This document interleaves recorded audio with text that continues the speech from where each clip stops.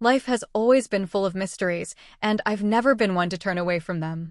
But I never expected one of the greatest ones to unfold, not in the world around me, but quietly, slowly, inside my own heart.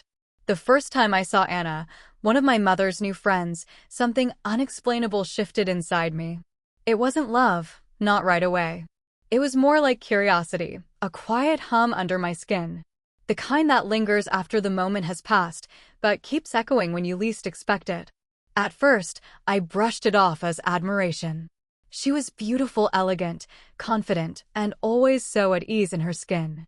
The kind of presence that made a room feel warmer, calmer, just because she was in it. But then I started noticing things. How I would listen more closely when she spoke. How I dressed just a little more carefully on the days I knew she'd be visiting. How my breath would catch slightly whenever she smiled at me, even if only in passing. I was drawn to her. And that truth crept in, slowly and sweetly, until it couldn't be ignored. Then came the night everything changed. It was cold outside. My mother had planned a cozy dinner at our place. The house smelled like rosemary and red wine, the table lit by soft candles and laughter. I was in the living room adjusting the centerpiece when I heard her voice, low, familiar now and somehow always disarming. "Good evening, sweetheart," Anna said as she stepped in, her eyes finding mine. There was something about her gaze that night, something knowing.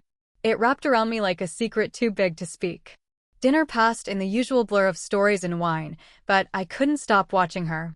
Every laugh, every gesture felt like it was meant just for me, though I knew it couldn't be.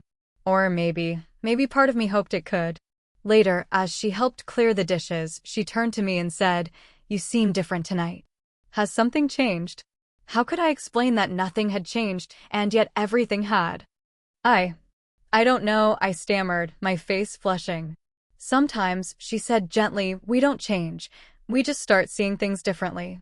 I didn't sleep that night. Because by then I knew. This wasn't just admiration. It hadn't been for a while. Our conversations after that carried weight. Glances lingered. Words held more meaning than they used to. Neither of us said anything, but the air between us buzzed with the things we left unspoken. Then, Anna invited us to her beach house for the weekend, my family, a few close friends. It was meant to be relaxing. Normal. But the second day, when someone suggested a boat trip, everything shifted again. "You all go," Anna said. "Someone's coming by to fix the patio door." I saw my chance. I faked a headache and stayed behind. As the boat drifted off beyond the horizon, it was just the two of us. The silence was thick, but not uncomfortable. It was charged like something had been waiting to happen. She led me to a quiet sitting room with windows overlooking the sea. We sat close but didn't touch. The crashing waves outside were the only sound for a while. "You've been different with me since that dinner," she said softly. I swallowed hard. I couldn't hide from it anymore. "Anna," I whispered, barely recognizing my own voice. "I think I'm in love with you." She didn't look shocked. She smiled. A slow, quiet, heartbreaking smile, like she had been waiting for those words as long as I'd been afraid to say them. "I had a feeling," she murmured. "I'm in love with you too." Our lips met, tentative at first, like a question. But the moment we touched, something inside me exhaled.